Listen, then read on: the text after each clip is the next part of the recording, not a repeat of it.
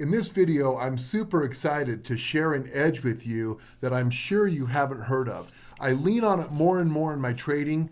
Once you see it, you can't unsee it. Enjoy this one.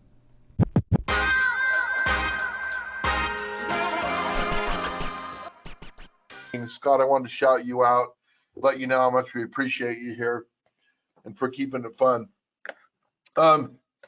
Before we hop into our normal Friday, I just want to spend a couple of minutes on something to deal with this gentleman.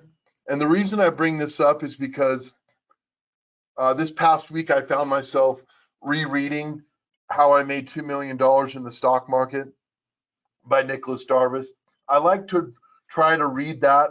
I'll just say I average rereading it about twice a year. It's really an early afternoon read. Well, that's kind of the beauty of it, but it's so compelling. I pull something out of it different every time I read it. But this is Nicolas Darvas.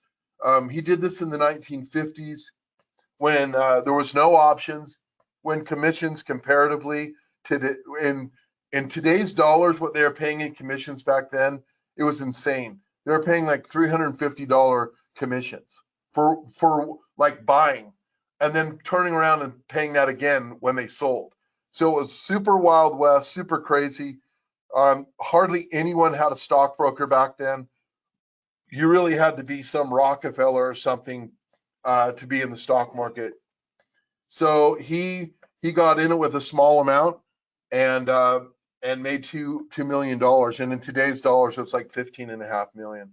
But what I pulled out this time, I've really been thinking about, and I want to share with you guys on this Friday. And he went through, like a lot of traders, where he got wiped out like 2 to 3 times before he figured it out and built his fortune. And every single time this guy's an international dancer. So the time he made his fortune, he was away from Wall Street, specifically away from New York City.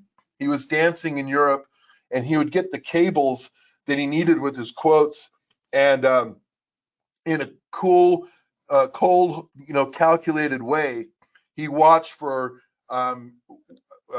price action and volume, and he let that tell everything. And I just copied this. He's famous for these Darvas boxes, but he really watched these breakouts, and then he knew stocks would jump around before they would take off again, if they did. And if they did, he waited till they jumped around in the cage before they did it again.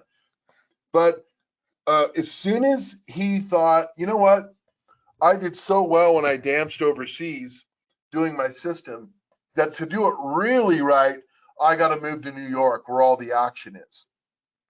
And every time he did, he got sucked into the noise, got sucked into what he wasn't good at, what other people were saying, the professionals that dressed nice, that had shiny shoes, that were analyzing stocks and writing newsletters.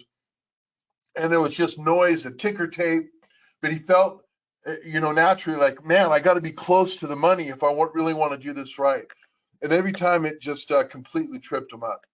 So I took that, and I just noticed, and what I've leaned on this more and more, that, I get in a habit, and I'm going to pull up a stock chart right here, or a company, and it's Paycom Software. And of course, it's been dragged through the bear market like everything else, but this is one of my favorite growth stories.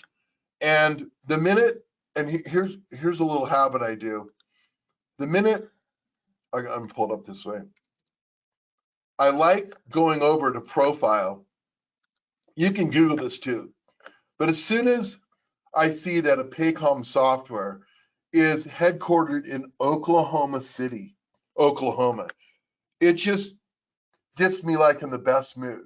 I mean, there they can pay attention actually what their customers are saying, how to make breakthrough products for them. Instead of having the analysts in their ear and talking all the Wall Street gibberish, you can focus and grow your company in an Oklahoma City and just be unfettered by all the noise and stuff going on a Wall Street. You know, give me a company headquartered in Madison, Wisconsin, and not on Madison Avenue. And it's just a bigger and bigger turnoff when I go and look at a profile and find out like a tech company's headquarters are right there in New York City. Now, if there's a bank setting up like a Goldman Sachs or an investment bank or insurance company, all of those are going to be headquartered in New York City. It's a financial mecca. And they've been there a lot of cases for 2 centuries. So if you walk on Park Avenue and you look down to the south, you know, the MetLife building is going to be dominating that street and just imposing. I get it. So it's not for those companies. I'm talking about a new startup, 5-year-old company that is competing with software or AI or something. The minute I see they're located in New York City, it's a big turnoff. And all to say that the following line you would never hear in the Paycom headquarters in Oklahoma City. Hey, do the Morgan Stanley Group, do they like the Chilean sea bass or the Arctic sea bass? You know, I forget. I just can't get that straight. The minute you're thinking of your parties and entertaining analysts, that's the minute that your focus is off. Okay. So anyway, just wanted to share that little insight. And again, it applies to the more dynamic, growing, aggressively growing companies. The further they are away from New York City, and I love New York City, don't get me wrong. The foodie there and just the art, come on. But to grow a company right in those shadows, that's a whole nother thing. So, wanted to get that off my chest, but I'd rather share that rather than keep it to myself.